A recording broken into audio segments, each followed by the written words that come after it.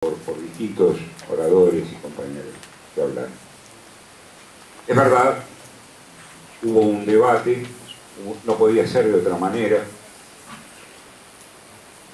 No teníamos la posibilidad de recurrir a la Asamblea y sabíamos de la necesidad, de la obligación, del deber de emitir una declaración, adoptar una posición frente al horror. Y desde luego que hubo debate y seguirá habiendo debate, como esta propia Asamblea lo evidencia. Y debo decir que fue un debate apasionado en el marco de la coordinación. Fue un debate comprometido. La pasión puesta por todos y cada uno de los compañeros que intervinimos en ese debate, seguramente todos ustedes también en los respectivos lugares, en las oportunidades que tuvieron, no le habrán hecho mengua. No fue en demérito de la responsabilidad de acometer ese debate. Antes bien, en ningún momento perdíamos de vista, repito, los instantes en que el debate se hacía cada vez más apasionado, no perdíamos de vista algo que nos decíamos una y otra vez para recuperar esta cosa del sentido, del espíritu de carta abierta. De hecho, al sentirnos en la obligación moral de emitir una declaración y asumir una postura pública, estábamos reconociendo, casi sin decirlo, casi sin explicitarlo, la responsabilidad política de hacerlo. Y con esto recuperábamos en el balance lo que seguramente esta Asamblea está en condiciones de ratificar una vez más. El espacio Carta Abierta, su vitalidad, su originalidad, su compromiso, su vigencia, su actualidad permanente, está dada precisamente en esta capacidad de consensuar, de aunar miradas, biografías, cosmovisiones, culturas, experiencias políticas militantes y hasta religiosas diversas. Y si hemos conseguido esto, y los debates a los que nos invitan, en algunos casos de buena leche y en otros de pésima, mala leche, como todos sabrán, y hay registro de esto en los diarios, cuando se pone al espacio Carta Abierta en el centro del debate, nuestra primera obligación es precisamente valorar qué es lo que hemos construido. Hemos construido un espacio en donde lo que reina es el consenso. Desde el primer momento dijimos que aquí no votábamos, lo cual significaba priorizar por encima de cualquier otra consideración las coincidencias, no las cosas que nos separan ni las que nos dividen. Tampoco significaba meterlas debajo de la alfombra. Por el contrario, significaba recuperar la madurez, la adultez política, ideológica y cultural, por qué no decirlo, de encarar esos debates en los cuales nos diferenciamos con prudencia, con cautela, intentando el respeto y la escucha de lo que dice el compañero o la compañera con la cual precisamente compartimos esta experiencia todos los días. Fue en esa intención que salió esta redacción.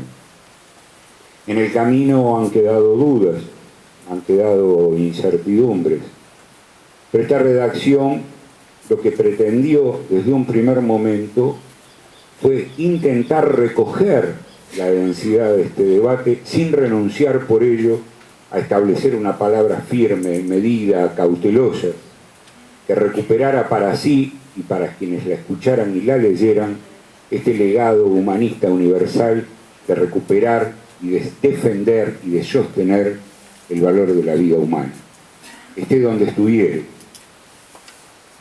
Desde luego que ha habido errores de redacción, los compañeros han marcado el de repente y tienen toda la razón. Hemos pensado también en hacer una invocación a nuestro gobierno, al gobierno argentino.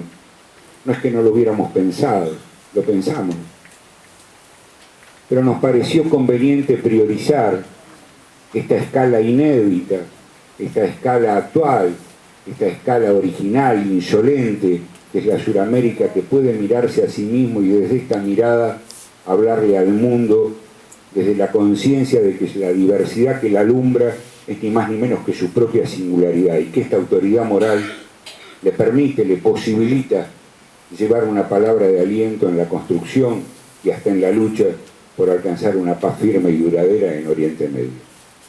Nos pareció que si particularizábamos en el gobierno argentino, no porque estuviera mal hacerlo, nos pareció que si particularizábamos en el gobierno argentino, corríamos el riesgo en una declaración breve, concisa como esta, no darle la entidad, la importancia que merecía este destaque a Sudamérica, al papel de la UNASUR y a esto que está ocurriendo ahora en Brasil, con el Foro Social Mundial, la presencia de varios presidentes de nuestros países, la conmovedora y conmovedor protagonismo de miles y miles de compañeras y compañeros llegados de todas partes, y nos pareció que había que realzar eso. Es decir, no hubo un desacuerdo en la coordinación acerca de la importancia de marcarle al gobierno argentino, instarlo a que adoptara una actitud. Antes bien se priorizó dar esta dimensión regional, esta dimensión de Sudamérica, apoyándonos en el antecedente de lo que ocurriera con la masacre de Pando y la intervención de la UNASUR en Bolivia. Se ha hecho mención también a un supuesto o a un uso descuidado de los conceptos de judío e israelí y palestino y árabe.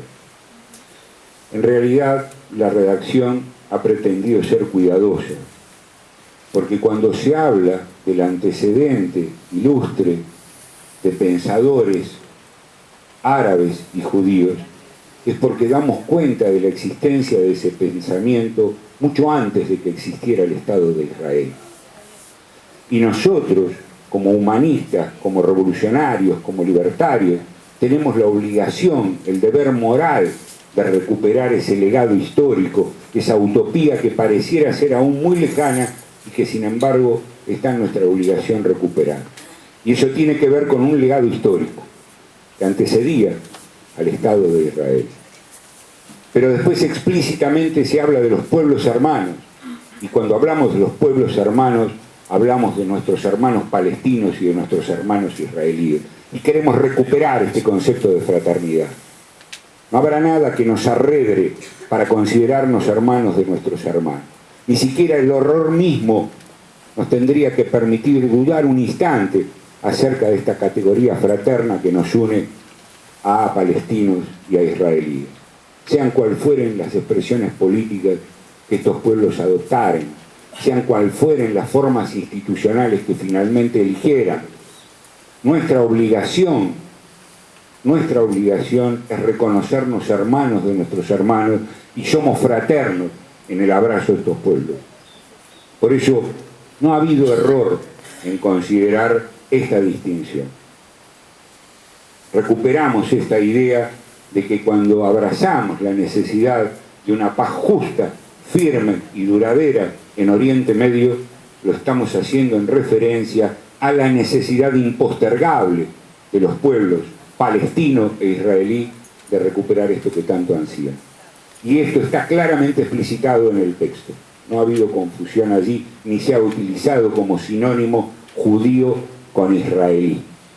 Se ha reconocido una historia y una contribución de estos pensamientos, aún en el caso de Sudamérica. Porque la contribución de las comunidades judías y árabes en el pensamiento, en la historia, en la constitución de nuestra identidad popular, hoy es innegable. Por lo tanto, era preciso remarcarlo así. Si ustedes estuvieran de acuerdo, si la Asamblea entendiera de que el espíritu de esto que ha sido escrito y acaba de ser ratificado por todos y cada uno de los compañeros que hablaron, es efectivamente lo que tendría que surgir como declaración del espacio Carta Abierta, la Asamblea debería pronunciarse claramente para que mañana o pasado esta declaración saliera públicamente en los medios, fuera llevada